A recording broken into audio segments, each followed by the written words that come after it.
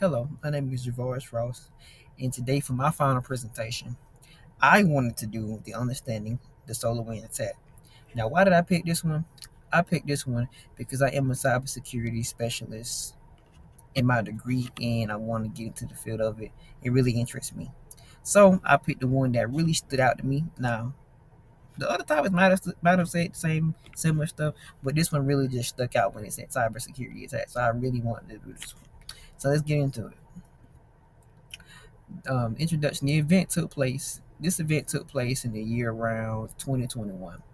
Now, during this time, there was a software update that came out that the company had downloaded.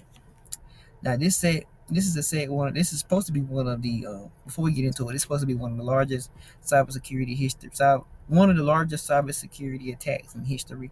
Now, it didn't say about the U.S., but it might be the U.S. So for our history, I ain't gonna say everybody else, but for our history, it struck the U.S. governments and it did hurt big corporation agencies that worked with the company. So let's get into that and let's see what really went down and what really went wrong. So what went on? Hackers had implanted some malware that came with an update in the building system that helps you know develop the system and the software for the company. The virus was called the Sunburst Backdoor, which was used to attack almost 18,000 people, which is crazy to think about. The attack was not found for months, so the attack, I won't say it was hiding itself, but the attack just went unnoticed due to the fact of, as you will see, they didn't have anybody to inspect it or look at it or to check different codes and to see if everything looked great before it came into the system. The communication would collapse. The response was not clear and not really.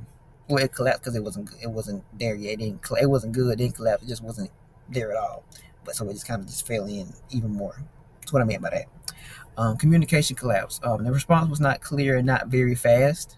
The customers were left with no information and was left in the dark. So nobody told the customers what was going on, and they was kind of like, oh yeah, like trying to. It's really important. Now, I'm not gonna say that was work because they probably didn't know, but at the time, it's kind of really important to show the customers that if something's wrong with the company, just to be transparent and to be clear about what's going on.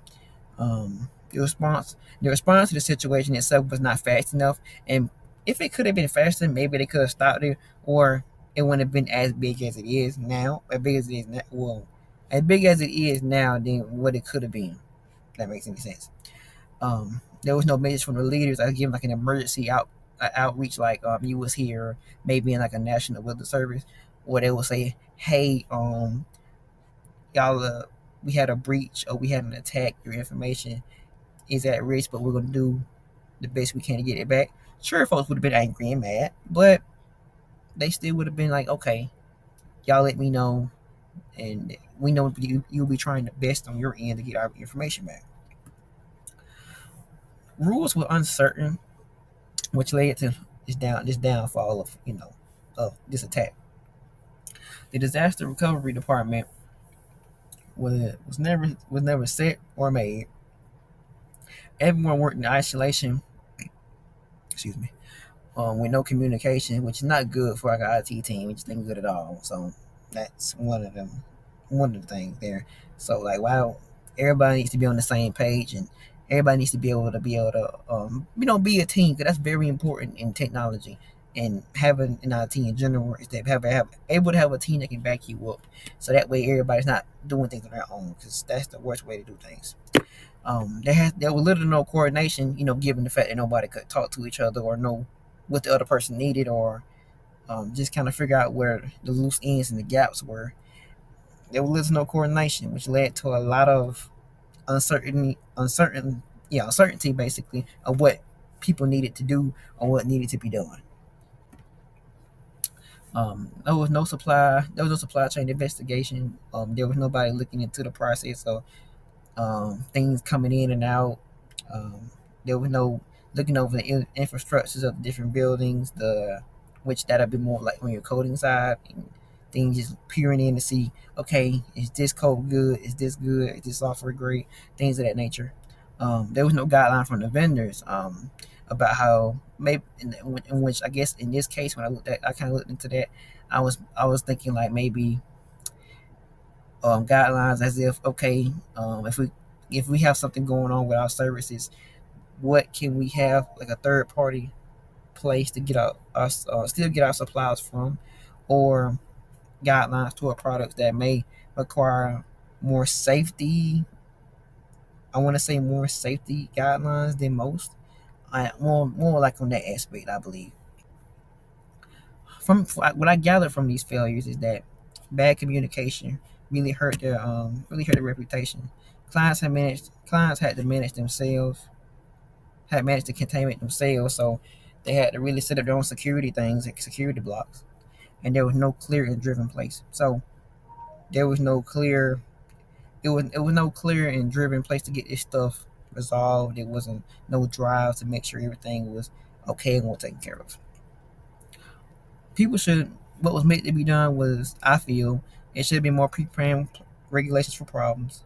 It should have been active watching for software development and simulated tasking drills to make sure the employees knew what to do in case anything happened. I would fix it really. How I would fix the whole situation is I would plan to make sure we had really had or make sure we are. I'll make sure I messed that up. Not typing it. I will plan to make sure we are prepared for cyber attacks. We'll have a messaging system for like, let's say that our clients to be updated on things, that should be updated. It should be updated on. I would make sure that I would apologize for any inconvenience that the customers may have, and try to work with them as we're trying to get things settled. Really, just about communication. That's all about communication. To bring simulation, I will bring simulation drills in the future. Give roles to people with how to solve disaster threats. Like, so if something was to go down, everybody will have their role on what they need to do on their end, so that way everything could be all in one and we can solve this problem all together. Um, I'll put in a third party tool monitor to make sure like things are being processed well, updates are being handled, supplies, contact between me and the vendors are efficient as it needs to be, and everything just as one, and everybody's keep, no anything to keep the flow of the workplace, and no there is no misunderstanding anywhere. What I took away from this is communication among the team is very important.